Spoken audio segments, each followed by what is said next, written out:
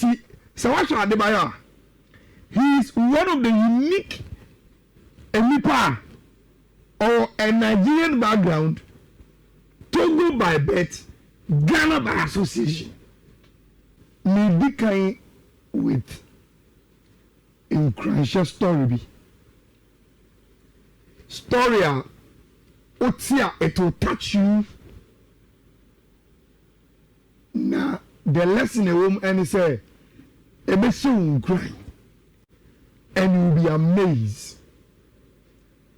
Me your story, no, from any class I'm not no. I almost cried. But material, no, rich, and my mom who said, "Yes, we are we on." H the BRBTBS. The story of Emmanuel Adebayo. And you go for the brain, but and I'll say it. He is one of the most richest footballers on the continent. Oh, Skapapa. One of the most richest. Lanciano Oye interview Super Sports. Omo frɛ interview omo etai show omo frɛ the big interview.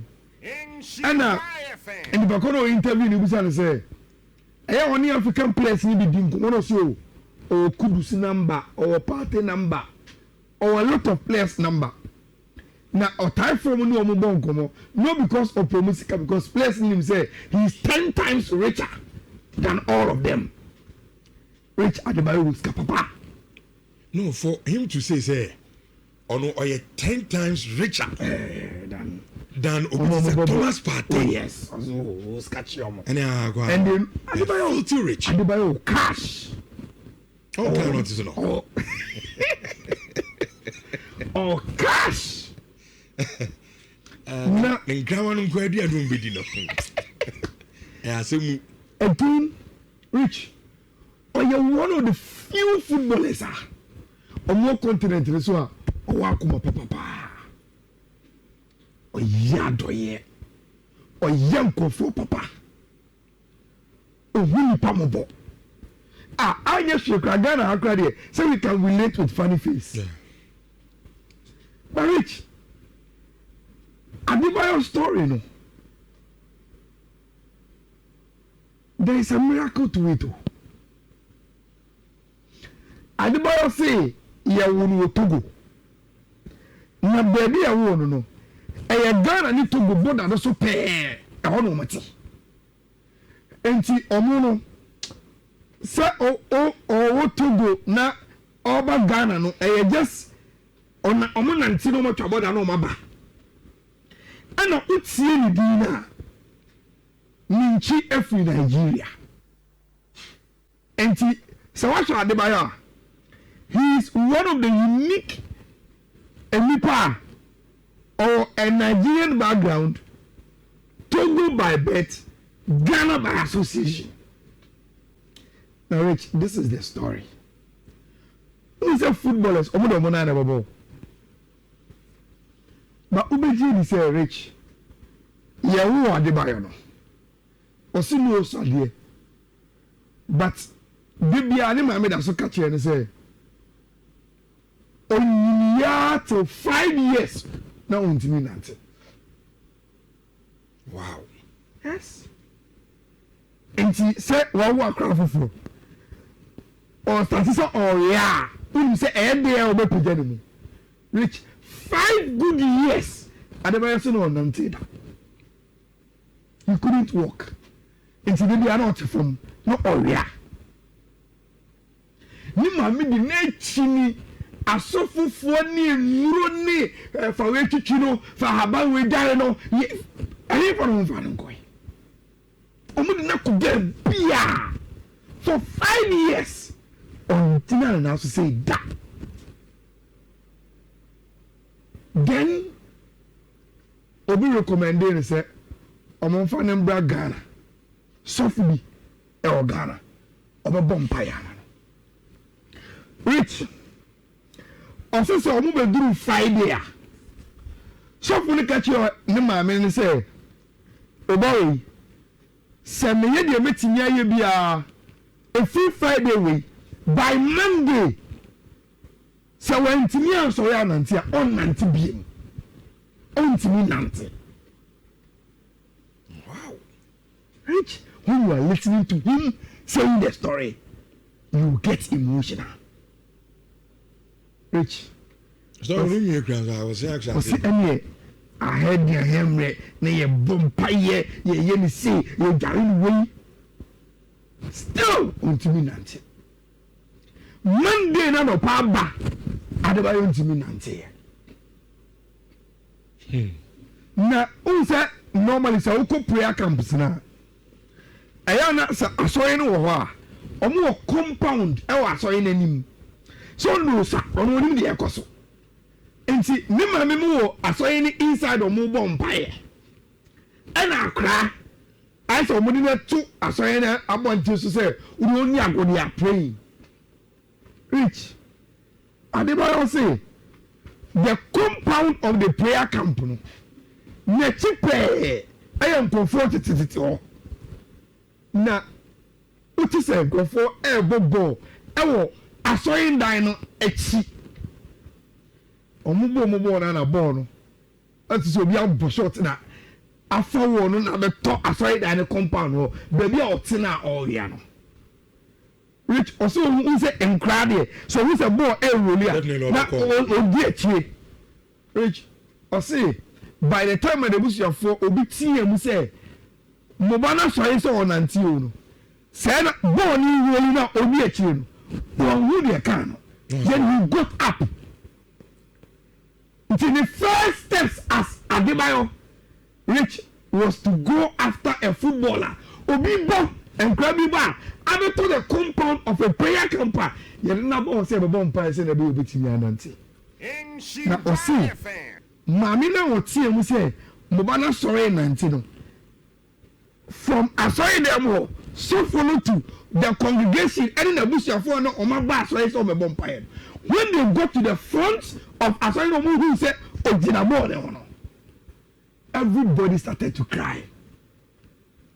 Because, I can't only 90, only 5 years for that sort of form. How? And you say, yes, I'm so a bonfire, Manu. Tell me, cry, I dream you one hour, be our side them on. Oh, Chesibo, on was so you would born it. Rich miracle. I see from there, and we'll start to ultimate to the steps and kakra and neck. And see, baby, will be certain who say, born a man and auntie. So, on the story, though, was it divine? And I say, he was destined to play football because a boy, Chino, dear, only the first steps. And just you know, when he became one of the most famous footballers we have seen, Debiano said, they didn't cost we are saying anymore. Debia or Jim who says, my story, you know, it is so unique. I was saying, the can want some sana, and yes, you know, tell story, and I say, Rich, an oppo story, be a better say Nippon cry than Emmanuel Adebayor's story. No, and they in the 9 I know in Timmy Van Antino. And what you all the sickly ding, and in fame, and be beer was assassination. What in you 1995? Oh, YouTube was wow. What a story. Yes. But really emotional. Yes. What we have to say, oh boy. So I'm going to say, oh, child, but he says that is a story. 5 years no, Nancy. Outrage. It's the 9 attention, any the way you see Adebayo, star striker, lanky one. Rich, that is the beginning of who he is. And now we're not into now for 5 years. And so no thing sorry Nancy. And see, another Friday, you find say crying. It may take long. If you are going in the sun, But then Lenny, it will come. And yet, yes. If you are destined for it, it will come. No matter how late, because the Adebayo story. No, I could have 5 years. Oh, rich. I could have what check the what check from Pano. Should be 1 year, and be a bed. And what check? This is a coin here. What check? You get worried. Yes. No, I'm not. 5 years. It is. Why have a cast a subset but no TV? Yes. And I just say the bush of for duty few. It must be everybody. No, my miss. I hear from one for uncle. You won't go there. You didn't go to Togo, baby. Now, on your own Togo. I said, "Mamma, make a heaven or the next Nigeria, Benin, Yedi, Yedi, Dareno, for West Sun and night, for where you say, for West Sun and Moon, for West Sun and Moon, for no common way, no more Paya Mano, for no common way, no Puno, at Yayin be. None of it worked. Time of beer in Nina, Obiaso, he is condemned not to work again. Rich, in the space of nobody there. I know, sorry, so the bonnet. And by the time I'm crying, bet you on buy not Ojina. And the whole church had come out to watch the miracle. And they were all stunned to see Adebayo. So, Ojina and Ojina Bono. Rich, that is the story. What a story. If you're the best, you won't cry. Sure. Not Yakoyanim. Now, Rich, Yakoyanim. Another interactive idea. Ti bese me bisa wo ni omo mo hwe ewo Insha TV no mo mutie nyina. Michelle, I will need your input ewo this Arsenal question ya me bisa. Which yabon 9 matches ewo Premier League. Arsenal ewo 22 points. And go for baby say you are no me ko dia Arsenal be league no.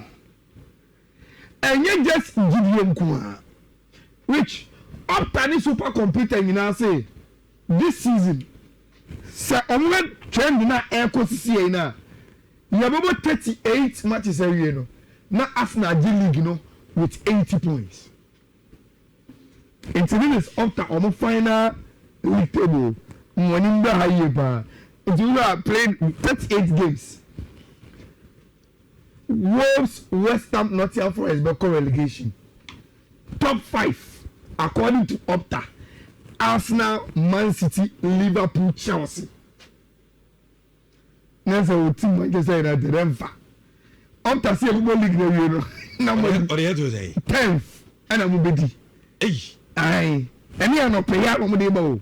Say omo ya to aso 3 ni ref ya na. Ya bon Nottingham Forest do ma count. What do you have to 10? Yes. 80. There is Opta. Or the Chelsea to say? Chelsea 4th. Opta computer. No player. Opta predicted final table.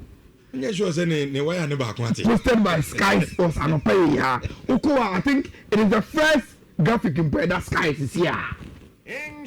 Norwich, your focus is on Arsenal. Okay. Say, Omo no league in the top, the real one no. And obi ase o omo betimi age and a supercomputer say ampa omo your analysis in your games in area they will win it with 80 points, which say if side is wade mu bebe mu a no man the number of goals are Arsenal betimi ase their winning matches and how less they concede against the teams in the league. But which so far and before bebe say o yentimi nye dede about Arsenal 16 goals no Arsenal because 16 goals you know kakra bi from open play there can be a set pieces anti Arsenal and quantity they have introduced a new subject and talks about set pieces near there. But which people say we should forget about the goals analysis for now on Arsenal, but they a team plan and say they've played 9 games, they've conceded only 3. And they say, Arsenal betting here we need Premier League now. Probably it will not be the number of goals on Beshe, but how solid are we defensively, you know, and they don't win your title. Norwich, in terms of playing, I'm so okay. say if Arsenal win na a defense na mo win bia, then let's do a research in the Premier League.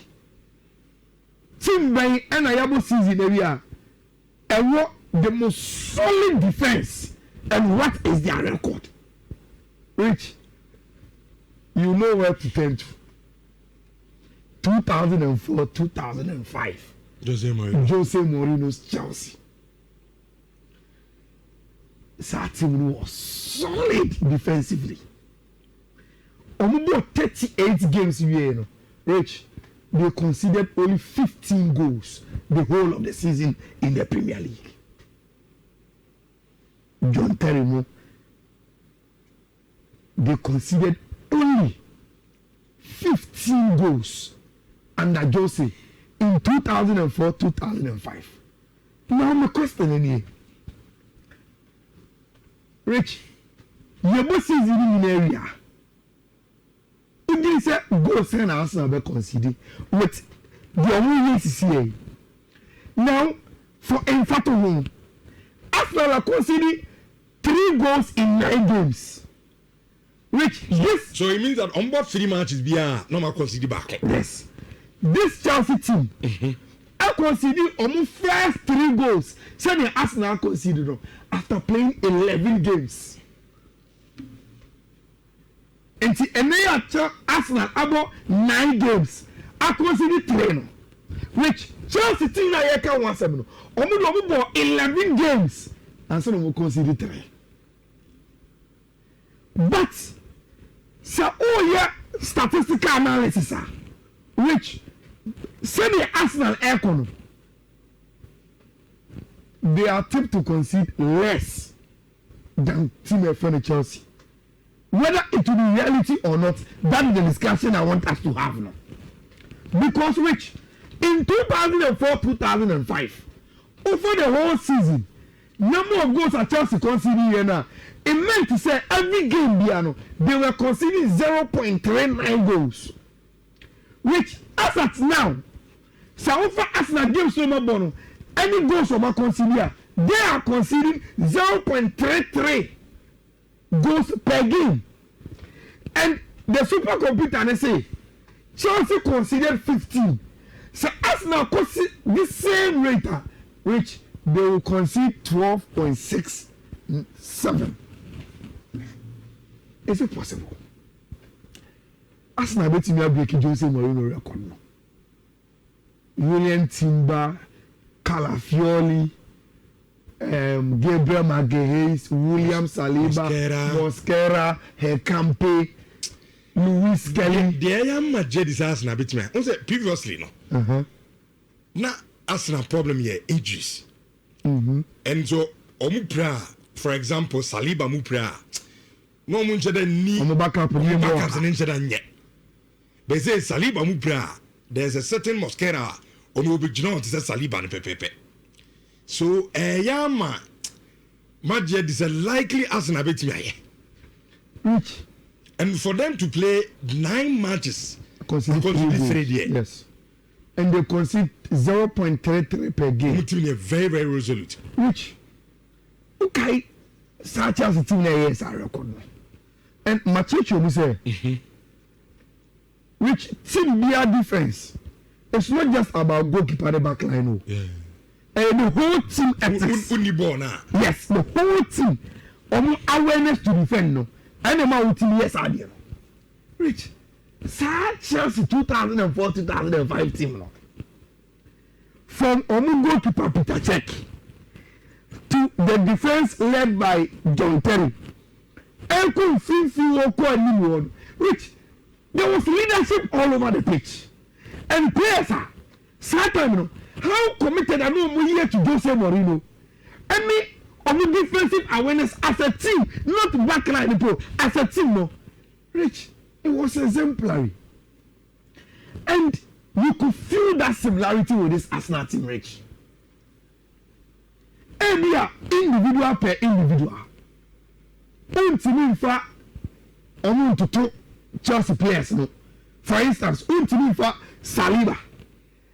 And to John Terry. untimi fa area Gabriel Magalhaes and toto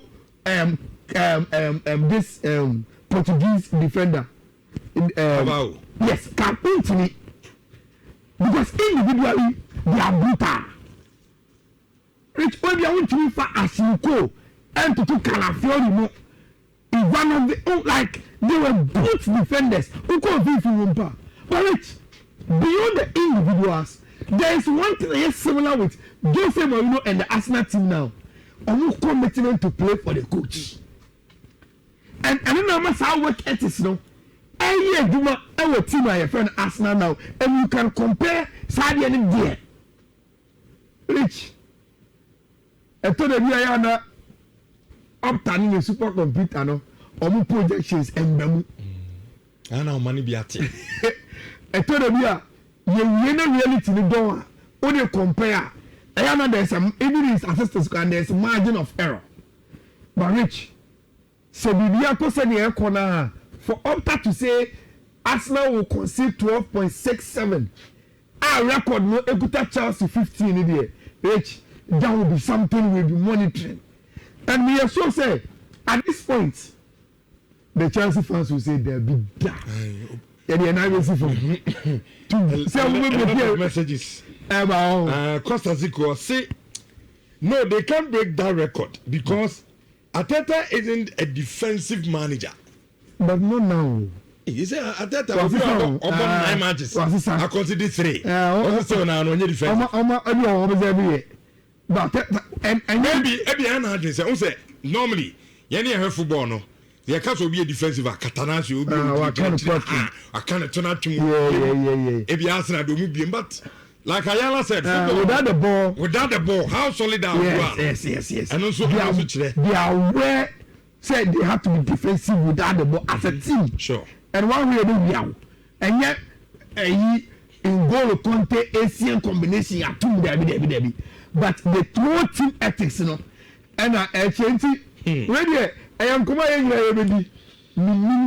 Appear George, I say Ayala, getting to the latter part of the season. That is where you see Arsenal draw. Draw. Oh, no more bottle games, no. Okay. I understand. And you know, be adding come on say yes, Arsenal team is very strong, very resolute. But Arsenal to stay through at the end. How consistent of course the season, of course. And you know, be added out to them. Of course. And God was just about 50 matches. I was saying 15. As I know who say, as I'm near Casa Arsenal League, no. But we say 15 there, you have 9. Yeah. And you do 15. Say 15 there, and it's by bed. By bed, you could December and the night. You are monitor, and you always come back to this analysis. If Arsenal betting up breaking the record held by Jose Mourinho and Chelsea in 2004, 2005 by conceding only 15 goals the whole of the season. Now, Rich, before I met Arsenal, again and then Friday, and me say, and come on, I didn't know yet, and come on, you can relate. Me say, well, I also always have video. Sure, I am pay. I ran to a smart. Double, oh yes, smart guy. I go play more Paris, France. Na His Excellency, the President of Ghana, you are John Dramani Mahama. I go play more. Na I think he was addressing the Ghanaian community, and Double happens to be there. Na you remember voice in there, but Uti has another book. Double was talking about the academy all year. And acquire president befa so obebo omo mu ya academy no na omo so etimi ehwo aheha omo which new video ya no power na so okay and yes adia analysis bia me dia share me bag mu a che pa no and na me ko fa ba na yin na ye di hu nkomo which me jindi say Ghana Yesubai. Ama a lot of your classical and elite examples are you bet you for your youth football. Any mpempenso by this time, sir, examples na kwa kodino, ya kodino because of your subai.